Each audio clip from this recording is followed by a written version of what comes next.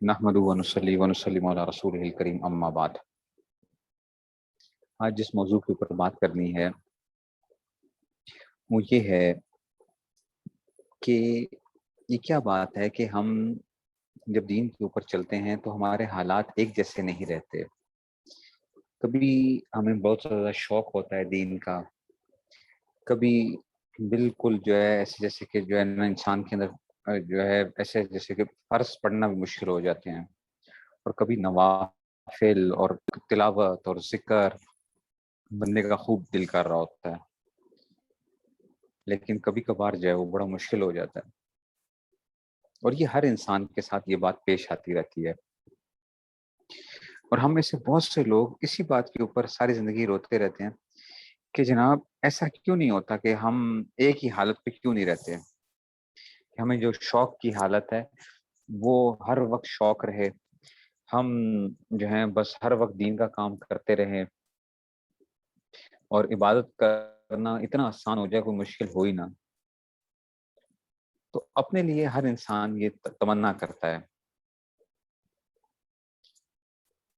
یہ تمنا جو ہے ایک لحاظ سے تو چلو ٹھیک ہے، یہ تو ایک اچھی چیز کی تمنا کی جا رہی ہے کہ چلو ہم دین کا کام آسانی سے کرتے رہیں، مشکل نہ پیش آئے، لیکن ایک لحاظ سے بعض خطرناک بھی ہے۔ وہ یہ ہوتی ہے کہ بعض دفعہ انسان مایوس ہو جاتا ہے اور انسان سب کچھ چھوڑ بیٹھتا ہے۔ مثال کے طور پہ کبھی اس کا شوق تھا، اس نے بڑا دین کا کام کر رہا تھا، کچھ عرصے بعد جب وہ شوق ختم ہوتا ہے تو اب جو ہے اس کو نوافل پڑھنا مشکل ہو گئی، نماز پڑھنا مشکل ہو گئی، ذکر کرنا مشکل ہو گیا، معمولات پہ چلنا مشکل ہو گیا۔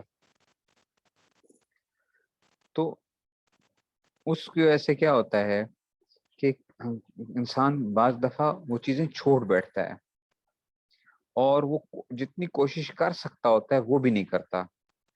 تو یہ اس چیز کا طالب بنا ہوا ہوتا ہے کہ جب مجھ میں شوق پیدا ہوگا تو تب میں اعمال شروع کروں گا۔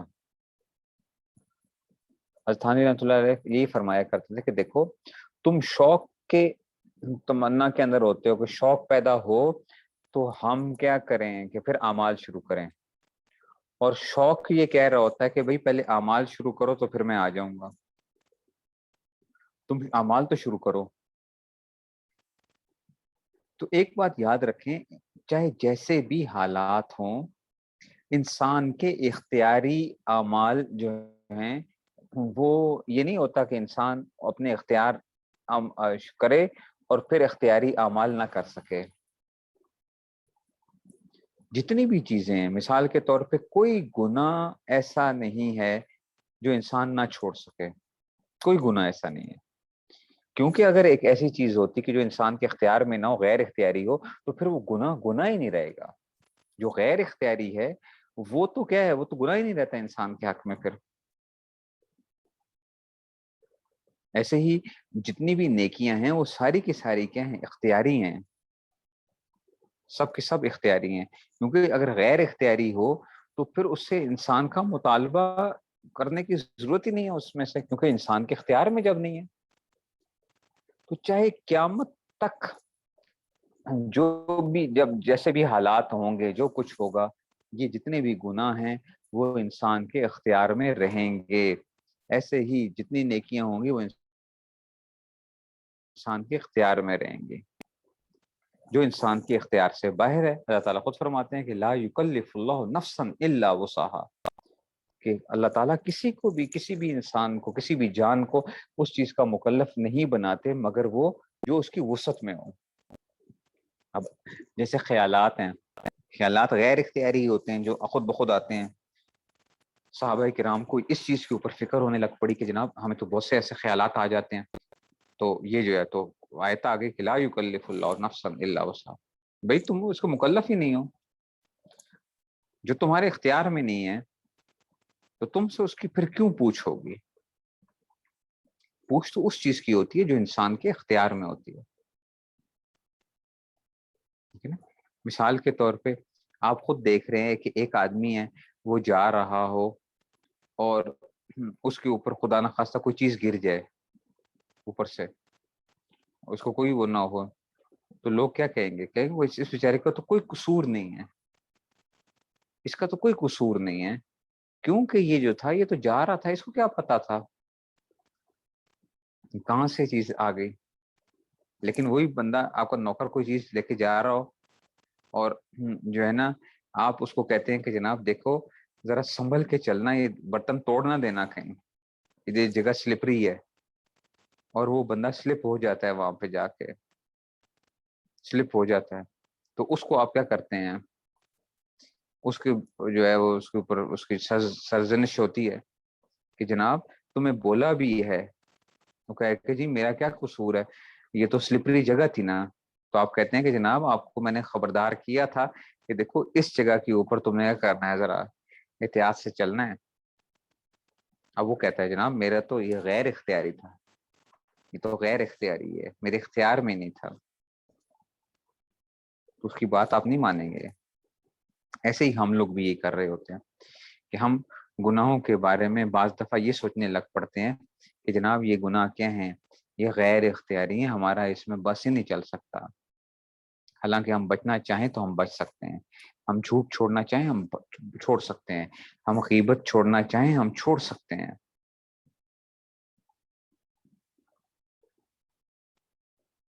ہم اسی طرح ہی اور جتنی بھی وہ تکبر ہے، حسد ہے، ریاکاری ہے، بغض ہے، دنیا کی محبت ہے، ان سب کو چھوڑ سکتے ہیں۔ ایسے ہی ہم اپنے اندر شکر، صبر، آخرت کی محبت، اللہ کی محبت، تواضع، یہ ساری اگر ہم کوشش کریں پیدا کرنے کی اپنے اندر تو ہم کر سکتے ہیں۔ یہ اختیار میں اللہ تعالیٰ نے دیے، کیونکہ اگر ہمارے اختیار میں نہ ہوتے تو ہم سے اس کا مطالبہ کرنا ہی کیا ہوتا، یہ تو بالکل جو ہے یہ تو اس کا مطالبہ نہ کیا جاتا ہم سے۔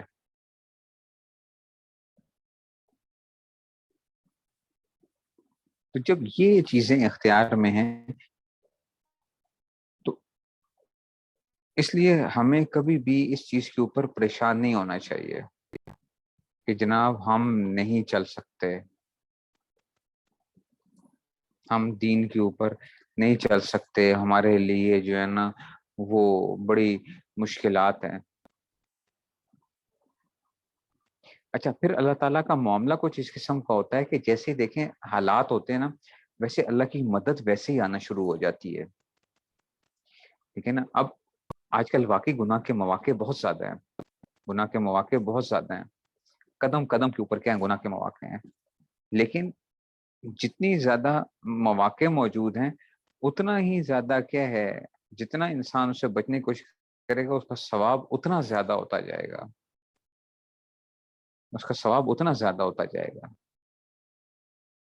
اب دیکھیں اس کی میں آپ کو مثال دیتا ہوں، دیکھیں ایک آدمی ہے، ایک عام سا کام کر رہا ہے، تو آپ اس کو گھنٹے کی مزدوری آپ کہہ دیتے ہیں، آپ کہتے ہیں جناب گھنٹے کی تمہیں مزدوری ملے گی 100 روپیہ ملے گی، 100 روپیہ مزدوری ملے گی تمہیں گھنٹے کی۔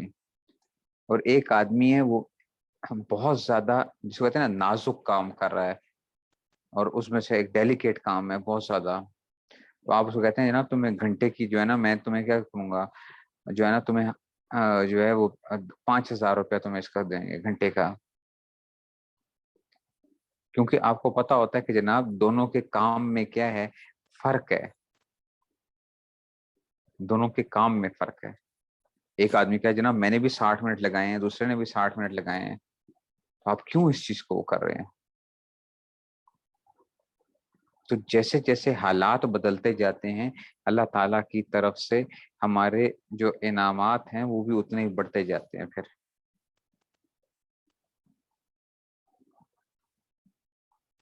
آپ جس حالت میں ہیں نا، آپ کیا کیجئے، آپ اس کے اندر اللہ تعالیٰ کا شکر ادا کیجئے اور اسی میں رہنے کی عادت ڈالیے۔ یہ کبھی نہ تمنا کیجئے کہ جناب ہمارے بھی حالات فلاں انسان جیسے ہو جائیں گے تو تب ہم یہ کام شروع کریں گے۔ بھائی اس کے ساتھ اللہ کا معاملہ اور ہے، آپ کے ساتھ کوئی معاملہ اور ہے۔ ایک آدمی بیمار ہو، کوئی کینسر کا مریض ہو، وہ کہے کہ جناب اسے کہیں کہ یار تم نیکی کر لیا کرو، کچھ کر لو، تو وہ کہے کہ جناب میرے جو ہے نا میں کینسر سے ٹھیک ہو جاؤں گا تو پھر میں جو نا نیکی کرنا شروع کروں گا۔ جیسے صحت مند لوگ ہیں تو وہ جو ہے نا نیکی کرتے ہیں، تو میں بھی ویسے نیکی کروں گا. اس کو لوگ کیا کہیں گے؟ کہیں گے جناب تمہارے لیے کیا ہے، جو یہ حالات ہیں تم اسی کے اندر کیا کرو جتنی تم کر سکتے ہو، اور تمہارے اوپر جو غیر اختیاری چیزیں پیش آ رہی ہیں اس میں بھی کیا ہوگا، تمہیں اللہ تعالیٰ اجر دے رہے ہوں گے. دیکھیں اللہ تعالیٰ کا کیسا ایک معاملہ ہے کہ جو ہمیں غیر اختیاری پریشانی ملتی ہے اس کے اوپر اس پہ بھی انسان کو اجر مل رہا ہوتا ہے غیر اختیاری طور پہ. ایک آدمی کے اوپر مختلف پریشانیاں آ رہی ہیں، مصیبتیں آ رہی ہیں، اس کو کیا مل رہا ہے؟ اس کو اجر مل رہا ہے اس کے اوپر. کیونکہ کوئی بندہ بھی تو اپنے لیے مصیبت کو پسند تو نہیں کرتا. بیماری آ گئی غیر اختیاری طور پہ آ گئی. اور بعض دفعہ اللہ تعالیٰ کا معاملہ ایسا ہوتا ہے کہ اللہ تعالیٰ اپنے بندے کو ایک خاص مقام تک پہنچانا چاہتے ہیں لیکن بندے کے اعمال نہیں ہوتے. بندے کے اعمال نہیں ہوتے تو اللہ تعالیٰ کیا کرتے ہیں، اس کو کیا کرتے ہیں، اس جگہ تک پہنچانے کے لیے کوئی نہ کوئی پریشانی میں مبتلا کر دیتے ہیں.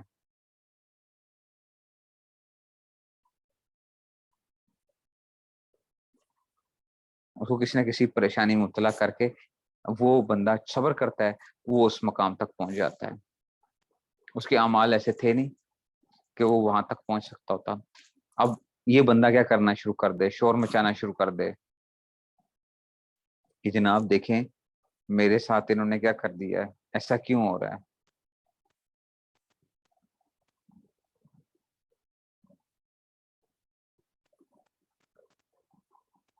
تو اس لیے یہ جتنی بھی چیزیں آ رہی ہوتی ہیں جس حالت میں اللہ رکھ رہے ہیں اسی حالت کے اندر ٹوٹی پھوٹی محنت کر سکتے ہیں. ٹوٹی پھوٹی محنت کیجئے اور اللہ کے سامنے گڑ گڑائیے، یا اللہ میں کمزور آدمی ہوں، مجھ سے تو یہی بنتا ہے اور میں اس طرح ہی چلتا ہوں، آپ ہی میری مدد فرمائیے.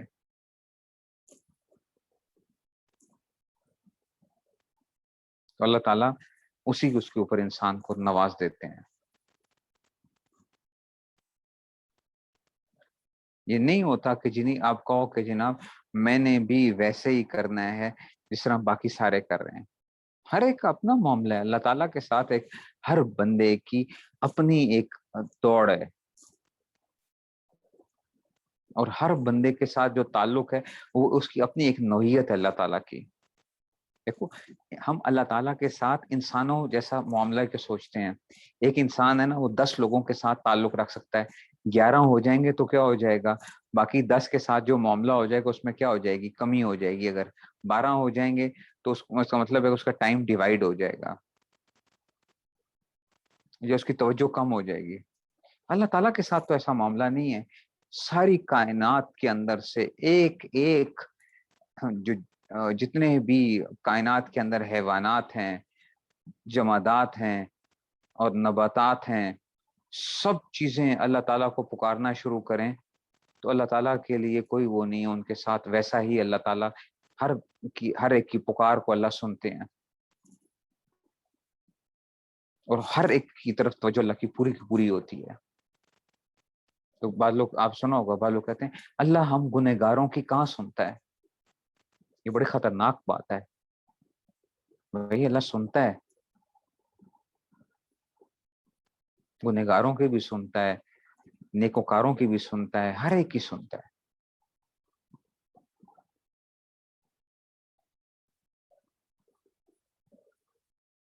تو ان کے ساتھ معاملہ دنیا کے جیسا نہ بنائیے، یا اپنے آپ کو کمپیئر نہ کریں لوگوں کے ساتھ کہ فلاں آدمی اتنا کام کر رہا ہے، فلاں یہ کر رہا ہے، اچھا ہمارے اوپر ایسی پریشانیاں نہ ہوتی تو ہم جو ہے نا پتہ نہیں کیا کر لیتے.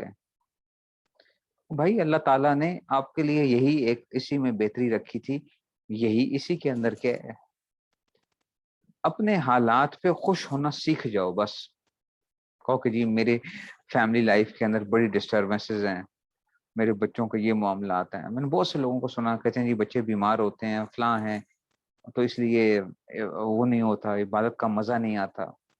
میں کہتا ہوں بھائی تم عبادت مزے کے لیے نہیں کرتے ہو، تم عبادت مزے کے لیے نہیں کرتے ہو، تم عبادت اللہ کا حکم سمجھ کے کرتے ہو. بس یہ یاد رکھو، بندے کا کوئی اختیار نہیں ہوتا، ہم عبد ہیں، عبد، اور عبد کی کوئی مرضی نہیں ہوا کرتی ہے. جس حال میں مولا جس کو رکھے گا وہ اسی کے اندر کیا ہوتا ہے، عبد، غلام جو ہے. میں آپ کو سناتا بھی رہتا ہوں، حضرت تھانوی رحمۃ اللہ علیہ کے واضحوں میں ملتا ہے کہ ایک بندہ جو ہے اپنا ایک غلام خرید کے لایا، تو اس نے غلام سے کہا کہ تمہارا نام کیا ہے؟ اس نے کہا پہلے تو جو بھی نام تھا، اب جو آپ نام رکھیں گے وہی میرا نام ہے. انہوں نے کہا تم کھاتے کیا ہو؟ کہتا پہلے جو بھی کھاتا تھا وہ تو پہلے تھا، اب جو آپ کھلائیں گے میں وہی کھاؤں گا. اس نے کہا کیا پہنتے کیا ہو؟ انہوں نے کہا پہلے جو بھی پہنتا تھا، آپ جو پہنائیں گے میں کیا ہوں، میری کیا وہ ہے، میں تو آپ کا غلام ہوں، میں تو آپ کا غلام ہوں. حضرت فرمایا کرتے تھے کہ دیکھو اس غلام کو پتا تھا کہ جناب غلام کیا ہوتا ہے، اور ہم جیسے لوگ جو ہیں ہم سارے کے سارے کیا ہیں، عبداللہ، اللہ کے بندے ہیں، اللہ کے غلام ہیں. ہم تو اللہ کے غلام ہیں، عبداللہ.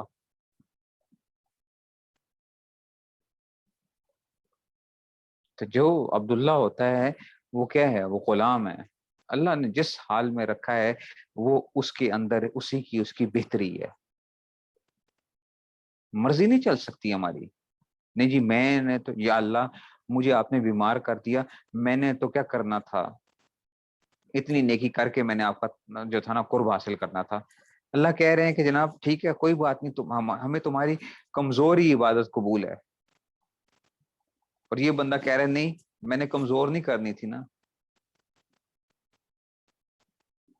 میں نے تو جو ہے نا اس طریقے سے کرنی تھی، جو ہے نا اس طرح خاص جس طرح باقیوں نے کی تھی میں نے ویسی کرنی تھی.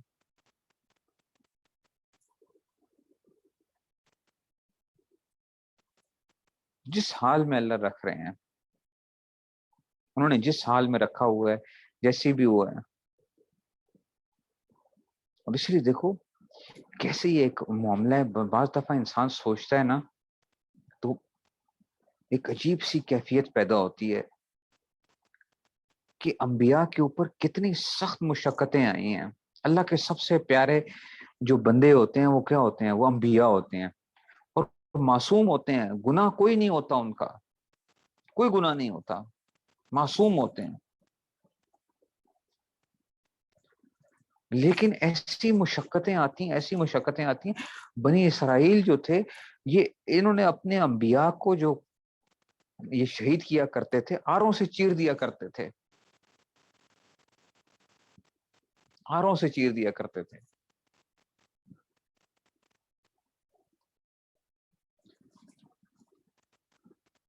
اور حضور صلی اللہ علیہ وسلم آپ نے سنی بھی ہے وہ حدیث میں جو ہے فرمایا کہ میرے اوپر جو مشقتیں آئی ہیں وہ کسی بھی نبی پہ نہیں آئی ہیں. اور آپ ان کی زندگی دیکھیے کہ کیسی ایک زندگی ہے، یہ کیسا ایک بچہ جو کائنات جو کیا ہے، کائنات کا سردار ہے، دونوں جہانوں کا سردار ہے، وہ پیدا نہیں ہوا ابھی باپ جو ہے وہ فوت ہو چکا، 6 سال کا ہوا. اچھا پھر جب یتیم ہے کوئی لینے کو تیار نہیں، دودھ پلانے کے لیے کوئی تیار نہیں. مطلب اللہ تعالیٰ کیا دکھا رہے ہیں، ورنہ ہونا کیا چاہیے تھا کہ اگر ایسا ہوتا کہ جی یتیم پیدا بھی چلو ہو گئے تو ایسے وہ کیا جاتا کہ جناب ہر کوئی ان کو لینے کے لیے آ رہا ہوتا. حضرت حلیمہ سعدیہ کا آپ نے سنا بھی ہوگا، حضرت حلیمہ سعدیہ جو بیان فرماتی ہیں کہ جی جب وہ ہوا تھا کہ میں جس دراز گوش کے اوپر سوار ہو کے آئی تھی اور وہ چلتی بھی نہیں تھی، اور پھر اس کے علاوہ یہ ساری کی ساری جتنا بھی وہ ہوا، پھر 6 سال کے ہوئے. اور ماں دیکھیں، ایک ہے کہ میں بعد میں جو سوچتا ہوں تو میں واقعی حیرانگی ہوتی ہے، ایک ہے نا کہ ماں فوت ہوتی ہے اپنے گھر کے اندر فوت ہوتی ہے تو چلو بچے کے لیے ایک وہ ہوتا ہے، اب ہے کہ ماں بھی فوت ہو رہی ہے تو رستے کے اندر فوت ہو رہی ہیں، سفر کے اندر جو ہے. 6 سال کا بچہ کیا ہوتا ہے، اس بچے کی آپ حالت سوچیں کہ وہ جب سفر واپس ہوا ہوگا، مکہ تک جو سفر ہوا ہوگا، کس مقام سے جو ہے، اور وہ وہاں سے بچہ کیا حالت کیا ہوگی کہ باپ ہے نہیں ہے، جو ماں تھی وہ بھی فوت ہو گئی، پھر دادا نے پالا تو دادا بھی 2 سال کے اندر جو ہے وہ فوت، دادا ہی پیچھے رہ جاتا ہے تو وہ بھی چلے گئے، تو اب پیچھے کیا ہے؟ کوئی بھی نہیں، کون بچ گیا؟ چچا رہ گئے، تو چچا کے ساتھ تو تعلق پھر بھی ایک کیا ہوتا ہے، دور کا تعلق ہی بن جاتا ہے، ٹھیک ہے وہ ہوتے ہیں، لیکن چچاؤں کے ساتھ اتنی بندگی نہیں ہوتی جتنی ماں باپ اور دادے کے ساتھ انسان کی جو ہے وہ ہوتی ہے۔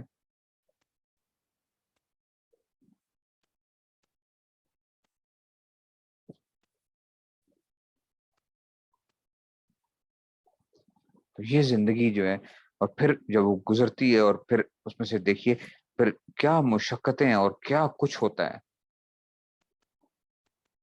اور شکوے ہو سکتے تھے نا اللہ تعالیٰ سے کہ یا اللہ میں نے کون سی ان کو کوئی جا کے کیا، آپ کا حکم میں پورا کر رہا ہوں اور میرے ساتھ ہو کیا رہا ہے۔ طائف کے اندر جب پتھر کھائے ہیں اور اتنی وہ، تو دشمن نے کیا کی ہے، پناہ دی ہے،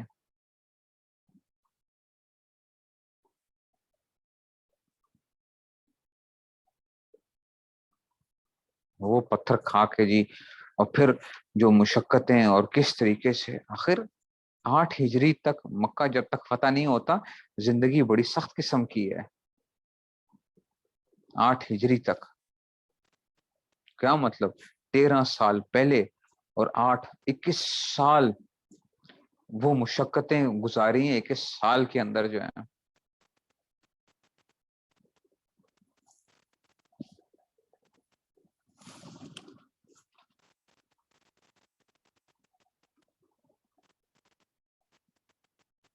وہ صحابہ کو بھی پتا تھا، صحابہ کی زندگیاں آپ دیکھیے، انہوں نے کیسی مشقتیں اور کس طریقے سے جو ہیں،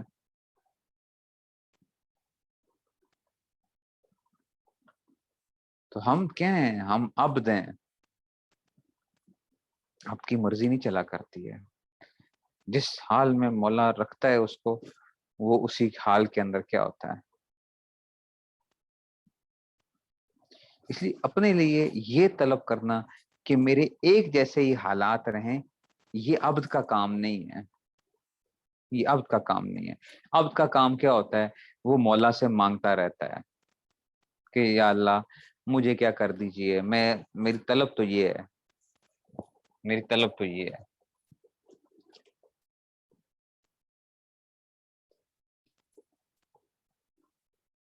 تو روزانہ مانگتا رہے روتا رہے، کرتا رہے گا۔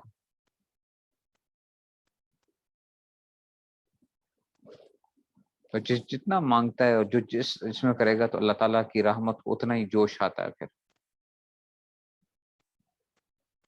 اللہ کی رحمت کو جوش آتا ہے۔ اس لیے ہمیں جس حال میں اللہ نے رکھا ہوا ہے، اسی میں شکر کرنا سیکھیے۔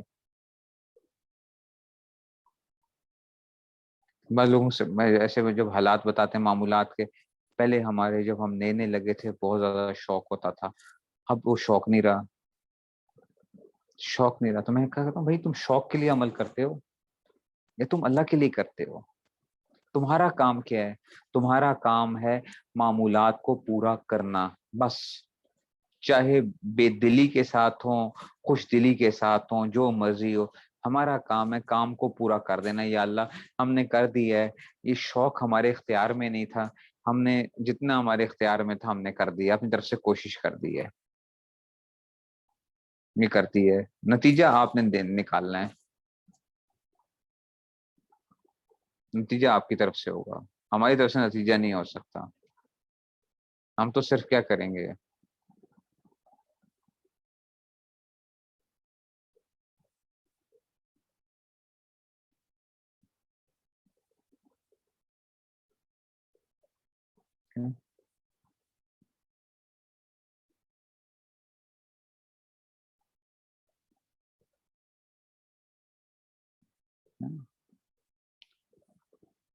تو نتیجہ ہمارے اس میں نہیں، آپ کوشش کیجئے، بس جتنی انہوں نے دے دیا اسی کے اوپر خوش ہونا سیکھیے۔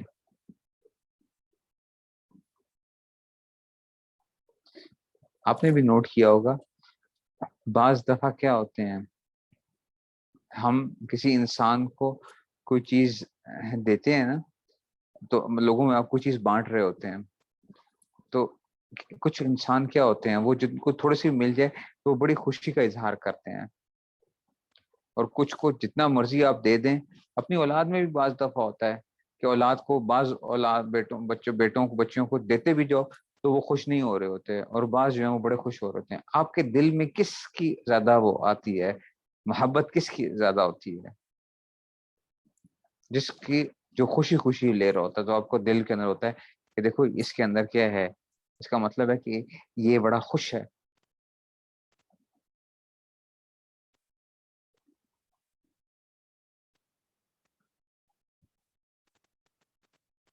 تو ہمیں کیا کرنا ہے، ہم نے کوشش کر کے، اور حالات جو بھی آ گئے آپ اپنی طرف سے وہ کر لیتے ہیں، یا اللہ اب میری خواہش تو ہے کہ میں کیا کروں، اب اس کو میرے اندر جو ہے میں اعمال کا شوق پیدا ہو، تاکہ آسانی کے ساتھ، شوق سے فائدہ کیا ہوتا ہے کہ وہ اعمال آسانی کے ساتھ ادا ہو جاتے ہیں شوق کی وجہ سے.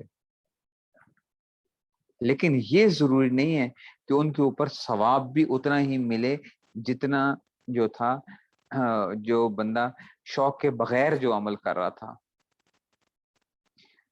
بعض دفعہ شوق کے بغیر والا عمل جو ہوتا ہے وہ شوق والے عمل سے بڑھ جاتا ہے، کیونکہ یہاں پہ تو کیا ہے، شوق کی وجہ سے بھی بعض دفعہ انسان کی اپنی نفسانی خواہش شامل ہو جاتی ہے، اور جہاں پہ شوق نہیں ہے لیکن پھر بھی کر رہا ہے، وہ صرف اللہ کا حکم سمجھتے ہوئے وہ کر رہا ہے.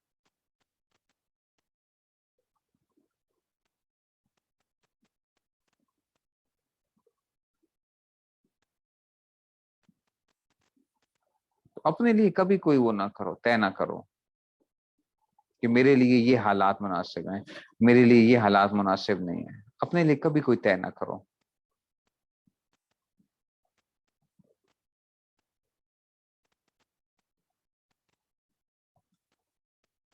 ساری زندگی اگر یہ ناکامی کا احساس رہے نا انسان کے اندر کہ مجھے کچھ حاصل نہیں ہوا، تو سمجھو سب کچھ حاصل ہو گیا. کہ مجھے تو کچھ بھی حاصل نہیں ہوا، میں تو ساری زندگی کرتا رہا لیکن مجھے کچھ بھی حاصل نہ ہو سکا.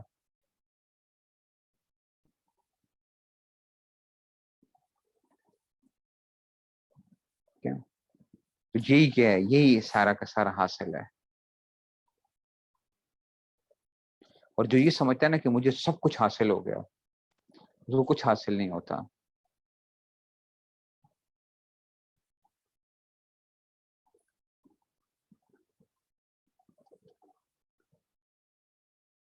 تو یہ ایسی ایک وہ ہے،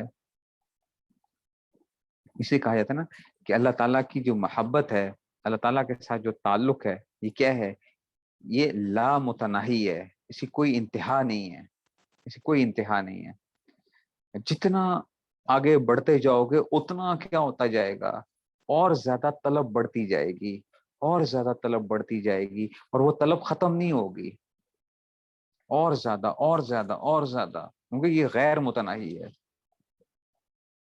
انسانوں کے ساتھ جو تعلق ہوتا ہے وہ متناہی ہوتا ہے. ایک حد پہ پہنچ کے انسان کے ساتھ تعلق کیا ہو جاتا ہے.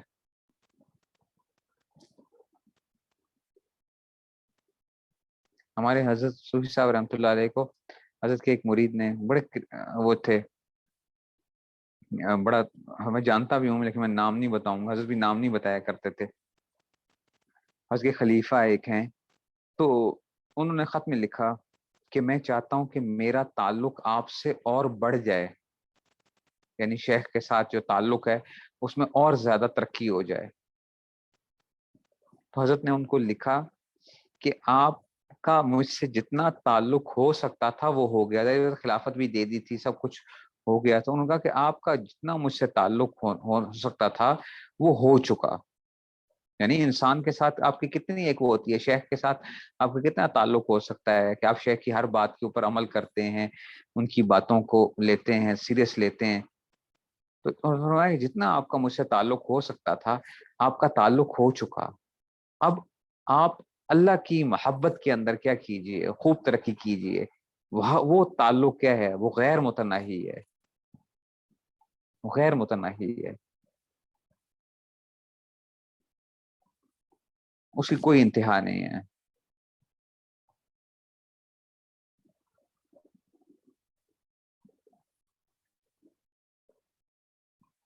تو آپ دوڑ لگاتے جاتے ہیں لیکن وہ راستہ کبھی وہ نہیں ہوگا. ساری زندگی بھی آپ دوڑتے رہتے ہیں، دوڑتے رہتے ہیں، دوڑتے رہتے ہیں. اور پھر اللہ کا معاملہ ایک ایسا کمال کی ایک وہ ہے کہ دیکھو اللہ کے راستے میں چلنا ہی کیا ہے، یہی کیا ہے اصل کامیابی ہے.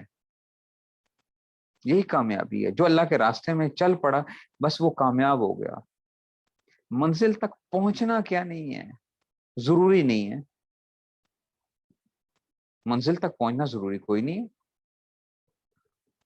گویا راستہ ہی کیا ہے، راستہ ہی منزل ہے، راستہ ہی منزل بن جاتا ہے.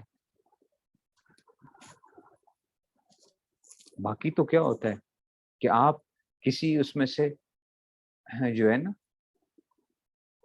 کسی جگہ کے اوپر آپ وہ کریں تو جب تک آپ کو منزل نہیں ملے گی تب تک آپ کامیاب نہیں سمجھے جاتے ہیں.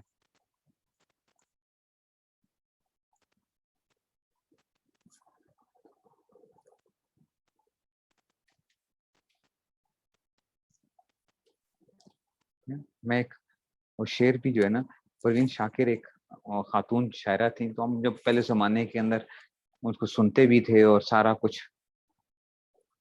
تو اس کے اشعار وغیرہ پڑھا بھی کرتے تھے. تو مجھے ایک شعر جو ہے نا اس کا پروین شاکر کا بہت اچھا لگتا ہے.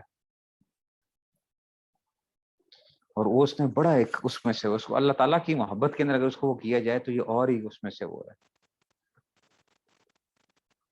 تو جی اس نے کہا کہ اس شرط پہ کھیلوں گی پیا پیار کی، اس شرط پہ کھیلوں گی کہ پیا پیار کی بازی، جیتوں تو تجھے پاؤں، ہاروں تو پیا تیری. کہ اس شرط پہ کھیلوں گی پیا پیار کی بازی، کہ میں پیار کی جو یہ جو بازی ہے میں اس شرط پہ کھیلوں گی کہ اگر میں جیت گئی تو تجھے پا لوں گی، اور اگر ہار گئی تو پیا میں تیری ہو جاؤں گی. نتیجہ کیا ہے؟ ایک ہی ہے. نتیجہ ایک ہی ہے. نتیجہ ایک ہی ہے. یہ دیکھو اگر جیت گئی تو تمہیں پالوں گی، اور اگر ہار گئی تو میں تمہاری ہو جاؤں گی. اس نے تو شاید یہ تو دنیا کی محبت کے اندر اس نے جو ہے نا وہ کیا، دنیا کی محبت کے اندر اس نے جو ہے یہ تو دنیاوی جو محبتیں جو ہوتی ہیں. لیکن یہ کیا ہے، یہ اللہ کے ساتھ جو معاملہ ہے وہ کیا ہے آپ کا، آپ تو ہر حال میں کیا ہیں منزل پہ پہنچ گئے تو تب بھی آپ کامیاب ہیں. منزل پہ نہ پہنچے اور راستے میں ہی کیا ہو گئے، دم توڑ گئے، تو تب بھی آپ کامیاب ہیں.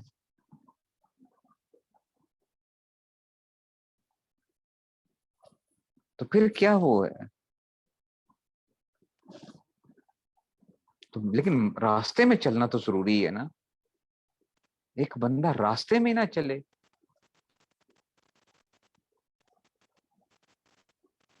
وہ چلے ہی نہ، اور وہ اس پہ ہار جائے کہ جناب میں منزل پہ کیسے پہنچوں گا، میں تو پہنچ نہیں سکتا. وہ بھائی تمہارا تم سے منزل کا پہنچنے کا مطالبہ کس نے کیا ہے؟ جیسے ہوتا ہے نا میں نے اگر کہیں جانا ہو تو اگر میں لیٹ ہو جاؤں تو میں کہوں گا یار اب تو میں نہیں پہنچ سکتا، چھوڑ، جاتے ہی نہیں ہے. جیسے ہم کرتے ہیں دنیا کے اندر معاملات کے اندر کہ کسی جگہ آپ نے جانا تھا اور مسافت ہے 2 گھنٹے کی اور رہ گئے ہیں آپ کے پاس آدھا گھنٹہ، تو آپ کہتے ہیں جناب اب کیا جانے کا فائدہ کیا ہے، اب جانے کا فائدہ کیسے، جاتے ہی نہیں ہے. یہ دنیا کے اندر ہوتا ہے. اللہ تعالیٰ کے ساتھ تو ایسا معاملہ نہیں ہے. ایک آدمی بالکل بستر مرگ یعنی جو ہے نا بستر فوت ہونے والا ہے بالکل، اور وہ بندہ اس پہ وہ ہے تو وہ اس کو بھی کیا کر سکتا ہے، اللہ کا ولی بن سکتا ہے. اس وقت بھی، اس لمحے کے اندر بھی اللہ کا ولی بن سکتا ہے.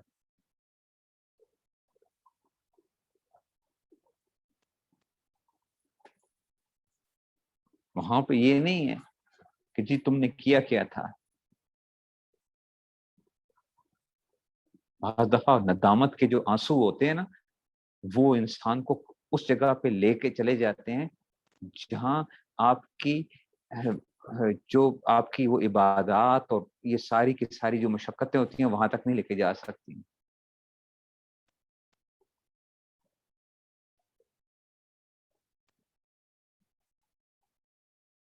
اور آپ خود دیکھیں گے کہ ہم کس کا خیال رکھتے ہیں. ہم جو اولاد کمزور ہوتی ہے ہم زیادہ اس کا خیال رکھتے ہیں, ہماری توجہ اس کی طرف زیادہ ہوتی ہے.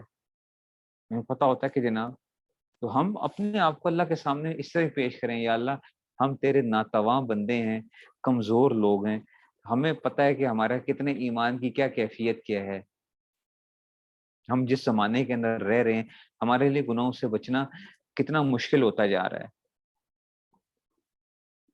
عبادات کرنا کتنا مشکل ہوتا جا رہا ہے. پھر اس کے علاوہ ہمارے اوپر کیا ہے, اتنی ایسی ایسی پریشانیاں دن بدن کیا کچھ پیش آ رہا ہے, سارا کچھ ہوا ہے. تو یا اللہ میں کیسے وہ کروں.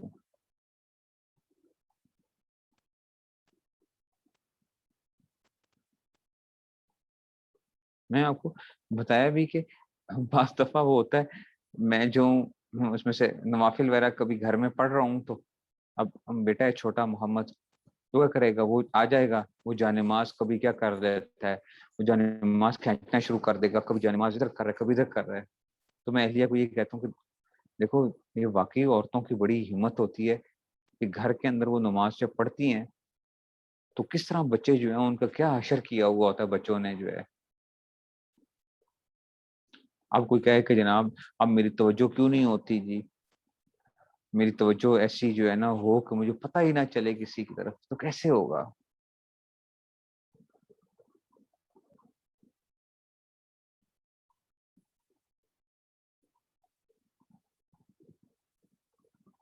تو اللہ نے جس حال میں بھی رکھا ہوا ہے, ٹوٹے پھوٹے بھی اعمال کر رہے ہیں, اسی پہ اللہ کا شکر ادا کرتے رہیں, یا اللہ ٹوٹے پھوٹے تو چل ہی رہے ہیں نا, ٹوٹے پھوٹے تو چل ہی رہے ہیں. اور ٹوٹا پھوٹے عمل کر کے کہ یا اللہ یہ جو ہے نا بس ہم تو کیا کر رہے ہیں, ہم تو ایسے ہی اعمال جو ہے نا پیش کر سکتے ہیں. حضرت تھانوی رحمۃ اللہ علیہ نے اس کی ایک مثال پیش کی ہے, ایک مثال پیش کی.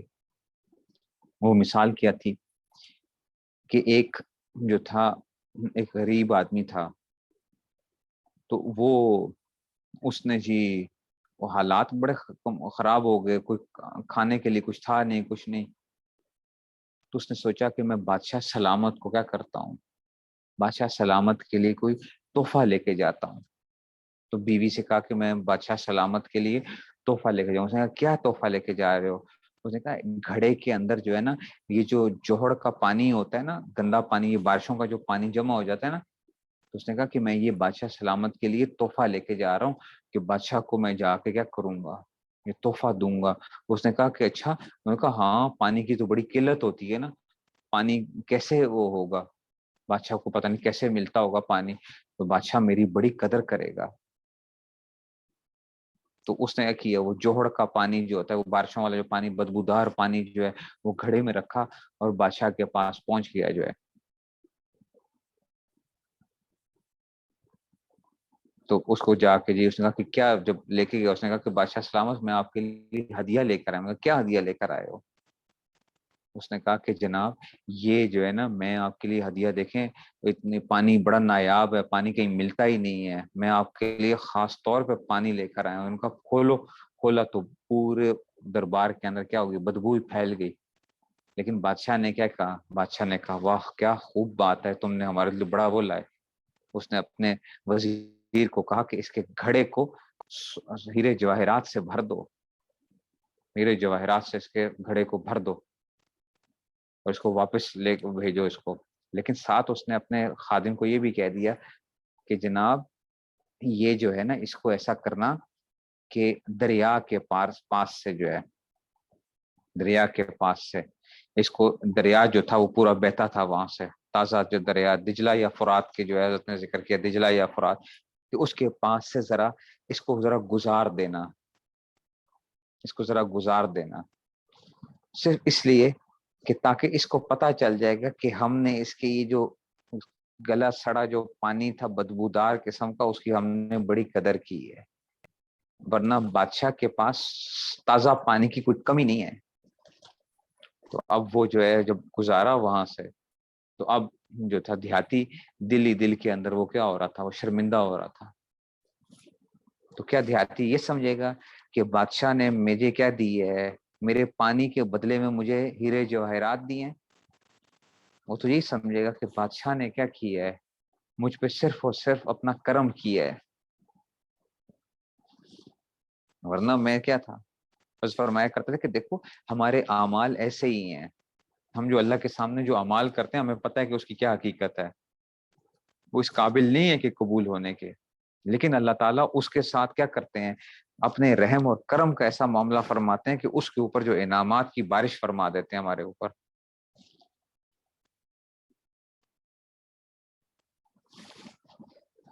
اس لیے قدر کرنا سیکھیے، ٹھیک ہے۔ تو اللہ تعالیٰ مجھے بھی آپ سب کو عمل کرنے کی توفیق نصیب فرمائے۔ آخر دعوانا الحمدللہ رب العالمین۔ السلام علیکم۔